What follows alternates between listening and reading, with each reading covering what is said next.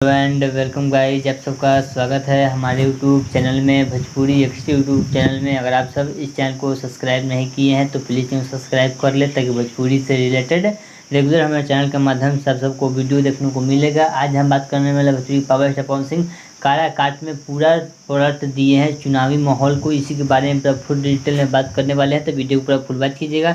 Power star Pawan Singh के fan हैं तो चैनल सब्सक्राइब कीजिएगा। बात करते हैं पावर स्टार पवन सिंह, तो पावर स्टार पवन सिंह काराकाट में पूरा गेम पलट दिए हैं। पावर स्टार पवन सिंह को काफ़ी अच्छा खासा काराकाट में जहां भी हो रहा है तहां भी वोट अच्छा खासा देखने को मिल रहा है। पावर स्टार पवन सिंह को वोट लगातार पड़ रहा है कैंची छाप पे 12 नंबर पर। अगर आप सब भी काराकाट से हैं तो पवन सिंह को वोट करें 12 नंबर कैंची छाप।